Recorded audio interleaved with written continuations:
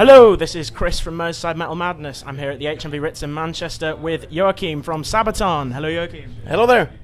Right, okay, first question. So much of your music is written about military history. Where did your sort of interest in history come from originally?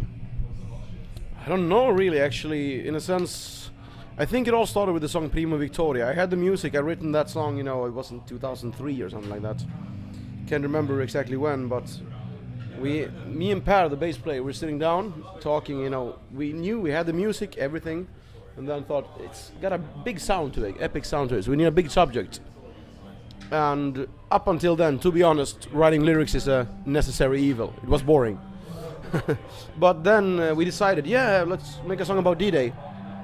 And when we did that, we found it was way more interesting, and writing lyrics wasn't, necessary evil anymore. It was fun, interesting, and I think actually as we started doing it, our interest in history grew. I mean, obviously I was a bit of a history nerd before, but not that much, so the more we've been going into history with Sabaton, the bigger the history nerd I've become, actually.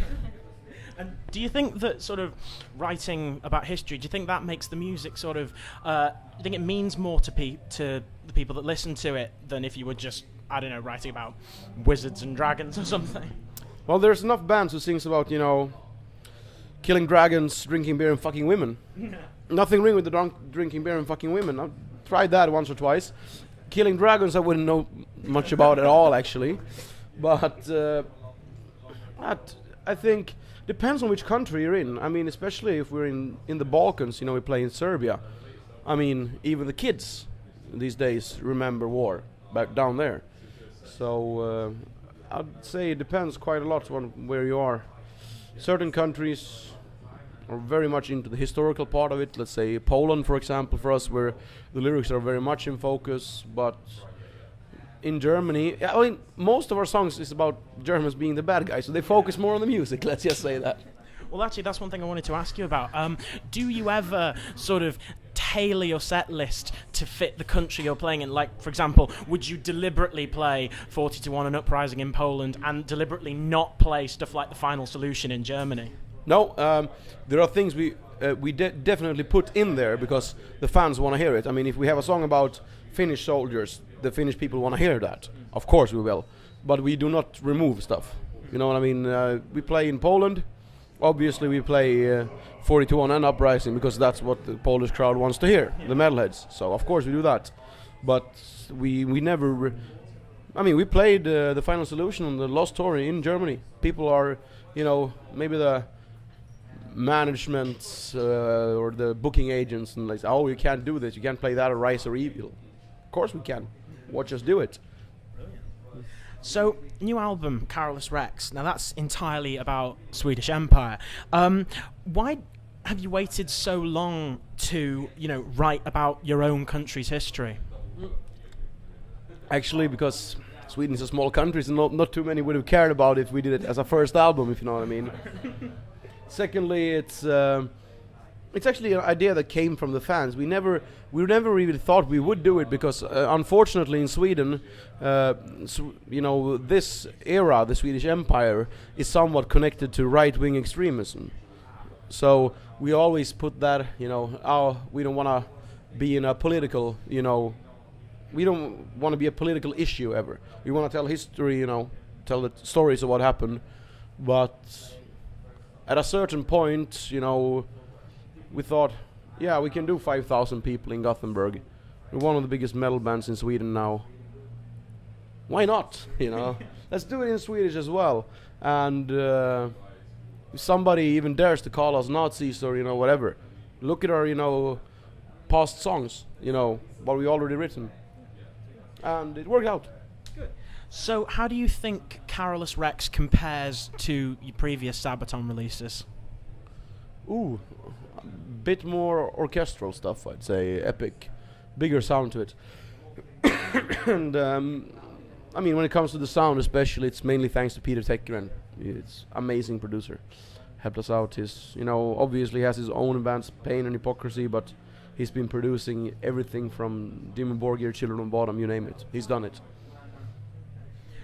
Now, you recorded the new album in English and in Swedish. Which language will you be performing the new songs in tonight? Both. Both. Ooh, I look forward to it. Okay, so now you've recently had a pretty massive lineup change, and everyone except for yourself and the bassist, parted ways with the band. Now, I understand if you can't really go into it, but if you can, what brought that about? Well, I don't want to go into detail, but it's kind of simple reasons, actually. Everybody wants to be a rock star at any price when you're a teenager.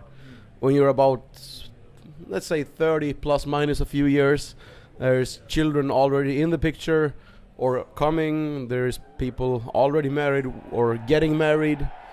The idea of making an album and then on top of that doing over 100 shows every year, that's not for everyone. So I'm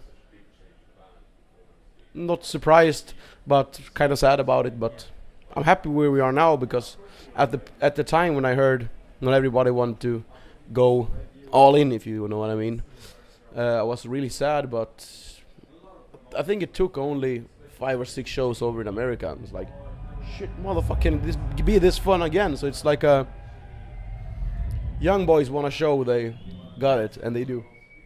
So, new lineup, are all these guys permanent members now, or are they just sort of temporary touring? No, the plan was always we wanted Sabaton to be a band. Yeah. That is the plan.